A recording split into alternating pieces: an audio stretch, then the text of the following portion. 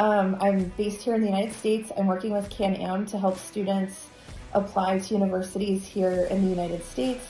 So one of the things that I wanted to talk about today was a question I get asked a lot by international students, which is, how do I get in and how do I get financial aid? And so the long and the short answer is it depends. Sometimes so random, the places that you may get into and the places you may not get into.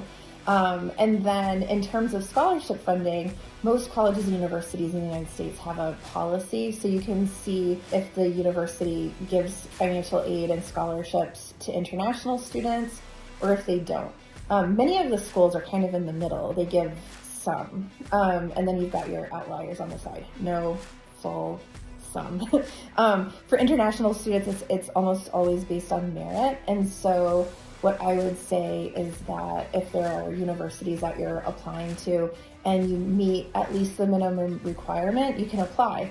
But if you're really looking for scholarship money, you should probably exceed the minimum requirement because the scholarship money is quite competitive for international students because there's often a limited pool of funds for international students.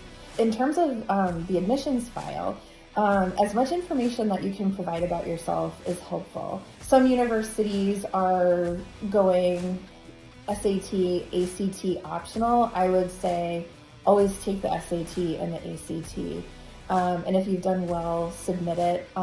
Some universities are reconsidering their stance on optional SAT, ACT, and they're bringing it back because they found that students weren't as prepared, and they found that the SAT and ACT was a pretty good indicator if students were ready for college level academics or university level academics.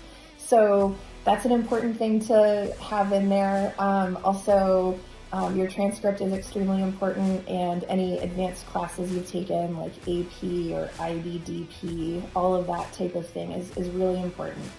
Some big universities, like big state public universities, they may only evaluate your file based on your GPA, your classes, and your SAT, ACT score, and that might determine if you get in or not. Other places are going to maybe smaller, or if they have, the capacity to review everything, they'll be really interested to know about your extracurriculars, things like that.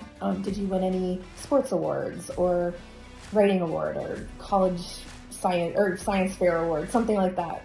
Volunteer activities, all of that is really important. And I would say it's especially important during the scholarship portion because say you get into the university and then financial aid will start to review it, and oftentimes they start thinking, okay, well, why should we give this student money? And if there's something in there that's really special or unusual about you, that might actually make them think, wow, make sure that you're applying to the program that you want and not necessarily the school. And what I mean by that is some students get it in their minds where they think, I want to go to UCLA and major in computer science.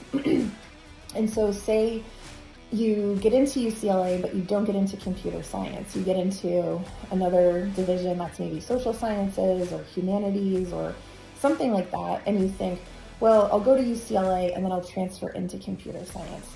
There are a lot of students that have that same idea, so the transfer spots are very difficult to achieve.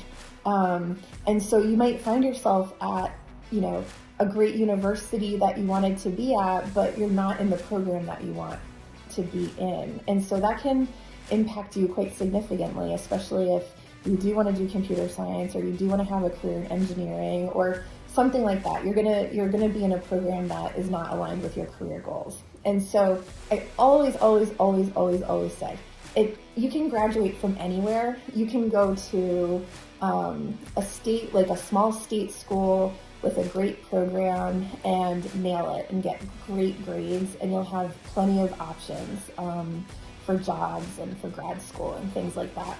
So don't get hung up on the shiniest, fanciest place if you're not in the program that you want to be in.